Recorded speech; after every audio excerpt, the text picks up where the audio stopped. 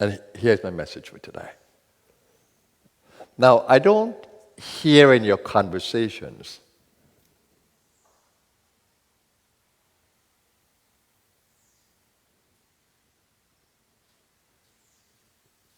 the cycle that happens in a collective sense, in a universal sense. You know, we have our own cycle, as it were, that I speak about all the time, that the consciousness has involved itself in matter, in steps that we call chakras. And then the energy that created that involution, the Kundalini energy, of course, Prakriti, she stores her infinite energy at the root. So at the root center in you, the Mooladhara, which means root support. Mool, root, Adhara, support. She stores the energy there in fullness. And the crown is a place of infinite consciousness where the sport is understood, experienced. So the crown is always there in infinite consciousness. It sustains the whole play. It is the field in which the play happens. So she has created the Kundalini energy, the divine energy. She has created this play by involving herself in matter, contracting her consciousness at every stage.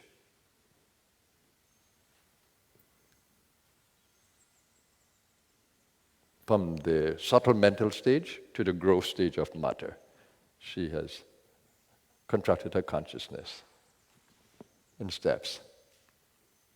And those steps we call the chakras, those points.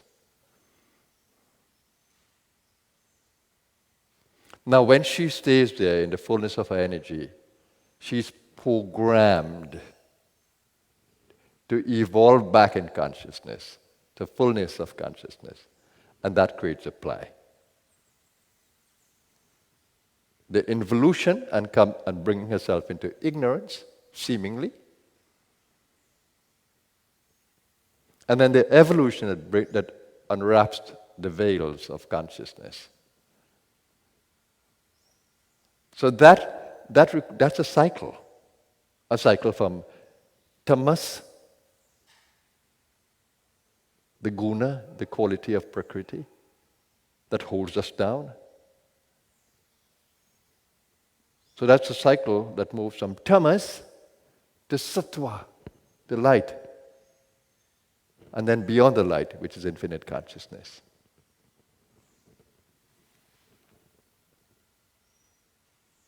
Infinite consciousness can exist in darkness, where it withdraws its light and come into a collective deep sleep. It's called pralaya, collective deep sleep. And it can manifest its light and create a waking or conscious universe.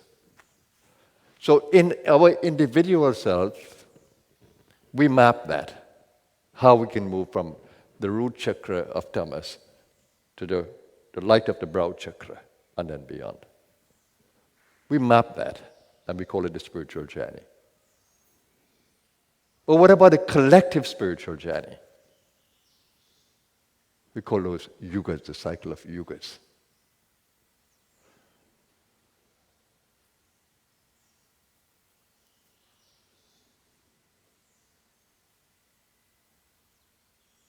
So there's a cycle for the yugas too, moving from tamas, yuga, collective consciousness, to infinite consciousness back again. Sattva. So where are we now in a collective sense? I'm sure you might want to know that. Yet I don't see that conversation from you. The collective play.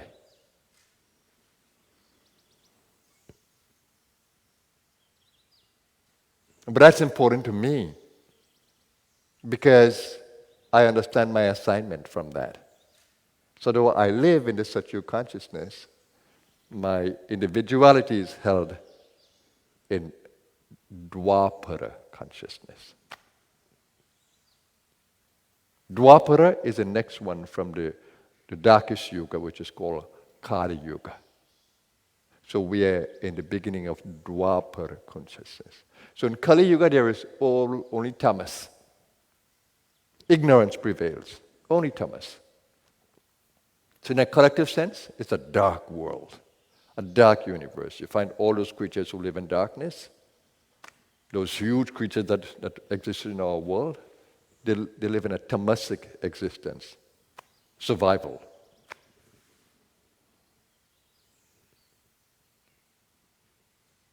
But the divine holds the whole play. It holds this play of ignorance to light. And then when Dwapara emerged in the cycle of Yugas, when Dwapara emerged, there's Rajas and Tamas. But Sattva gives the quality of evolution. So there's a little bit of Sattva. What is Sattva? Light, wisdom, love, kindness. What is Rajas? Ego. What is Rajas? Movement, activity. Ego creates that. Desires, intentions, will. So in this Yuga, tamas prevails, which is ignorance in the world. Have you seen how slow it has been to come into the industrial age? And now we see heavy industries across the world, rajas, but driven by tamas, selfishness, unkindness.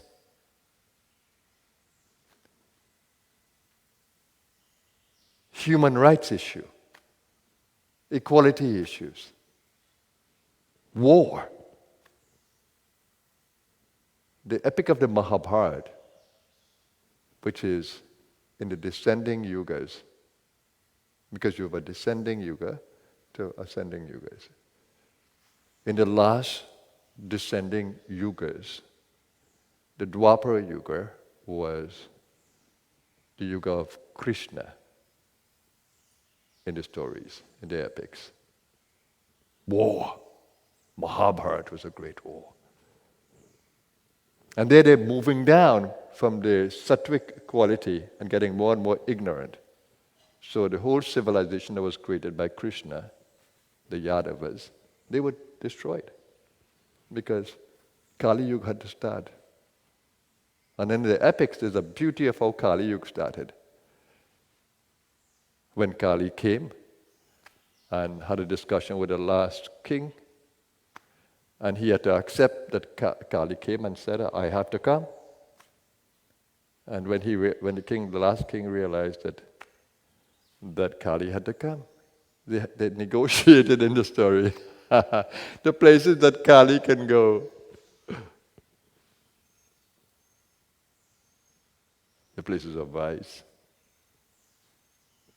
All the places of vice. And darkness. So that's a story. So that was the descending. Now we are in the ascending yugas. So we move from the dark yuga of Kali to now, with a little more sattvic quality, which creates the evolution, the yuga of Dwapara. So now you can see why there's so much ignorance in the world. We think we know the brain. All of medical science, except the emerging doctors who are more wise, they only believe in the body. And the body is not the reality. The body is the apparent reality, not the true reality, the phantom reality. So medical science is slow because of you guys to come into the energy and holistic sense, but we still have those schools in the world that are emerging, the Chinese medicine, the natural medicine, the functional medicine, holistic medicine. They're all alternatives. We call them alternative. Though holistic should be the mainstream, and it will be the mainstream as we advance in the Yugas. So now you see how Maya, how Prakriti has hold us in that bind, that the Yugas can only happen as they happen, by natural force. So we can't enlighten our minds just like that. We have to follow the course of the Yugas. So it's a karmic play. Some of us,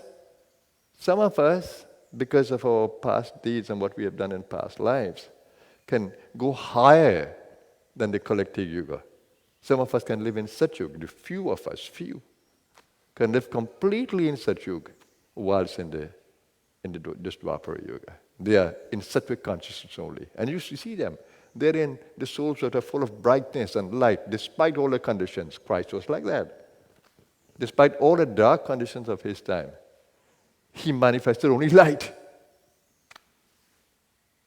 And you see it in souls like Mandela, Martin Luther King, and other righteous souls that we don't even know of. They live in the light, whilst in a collective play of darkness. So I don't expect that all this knowledge of the light will come to people so easy. They have to go through these yugas individually and also manage with a collective yuga of darkness. So don't think this is a world of sattva and trusting everybody and listening to everything and believing in everything. No, please don't. Please don't. Listen to only the souls who are in sattvic consciousness, equality consciousness, noble, kind, charitable. Those are the souls who live in the light and evolving light.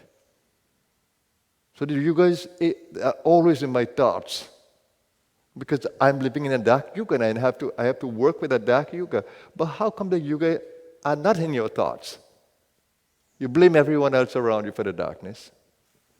You complain about everything, and you complain about your own struggle inside, which is part of the play. Instead of looking for the light and holding the thread of light, the sattva, and growing with it, and looking for all those places of sattva in the collective space, and staying with the sattvic quality. No. The rajas ego comes in, driven by tamas, I want to say, with the dark qualities. The greed, the lust, the self-praise, self-righteousness, the trampling on others without seeing it.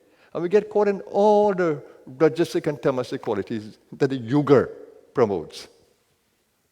No, it takes a little more work to follow the sattvic qualities in such a dark Yuga. And so the practices, the spiritual practices, need to be stronger. That's why we are told, chant in the Yuga, build the energies that you can avoid the darkness. Follow the masters, follow the light.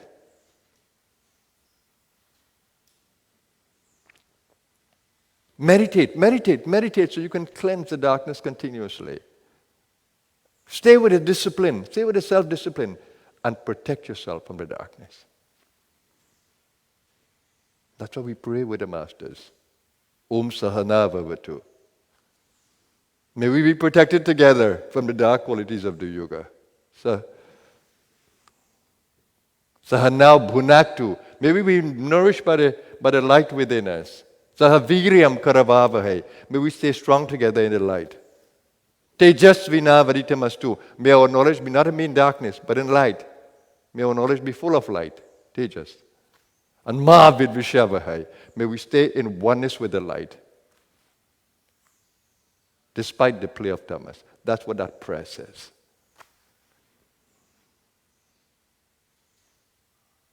So when we understand what the world is, we don't complain anymore, but we look for the thread of sattva.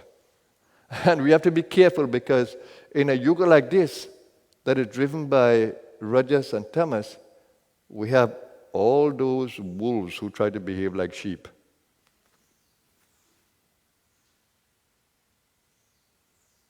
So be careful in how you even follow spiritual teachers. They don't want to tell you what to do, take your money away, and appear to be kind and to be charitable and everything. You see it on the internet. They advertise something beautiful to go for, and then they put you on a membership that they take money from you all the time, or they collect all of your information. And they are wolves in sheep clothing, doing some humanitarian work, but by and large, they are selfish.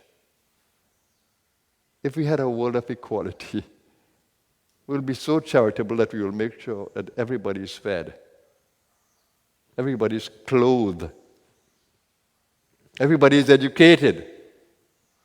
Every political system is governed by light, not darkness. And we'd remove the boundaries across our world and welcome everyone and feed everyone, be kind to everyone and educate everyone. That's how our world should be. But we don't have that at this moment. So what do? Live by our highest intelligence. Use our intelligence, our buddhi, to see the darkness that is around. See the heavy influences around. Oh my goodness. What a world. That's all I can say. And I try to create a space of light, like many communities across the world, where we can be protected by the light.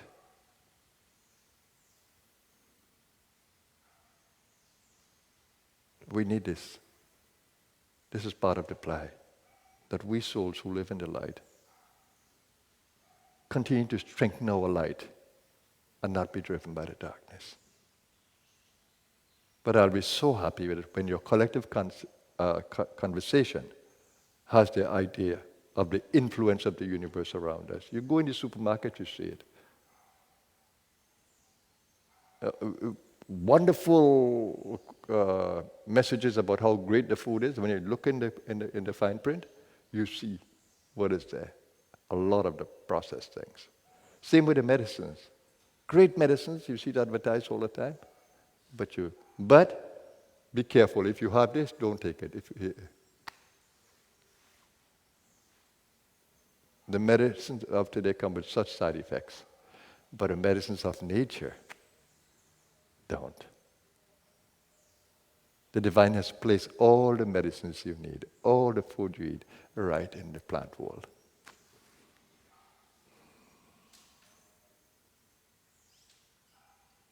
So as we ascend the yugas naturally, there'll be more and more information, there'll be more and more light. But whilst we are in the heaviness of the yugas, we need to protect ourselves and stay in the light.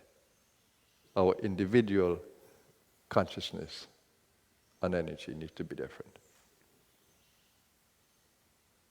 So I just wanted to say that to you today, because I see the darkness everywhere around me. And I try to strengthen all of you who are with me to stay in the light. And I will continue to do that. That's my role.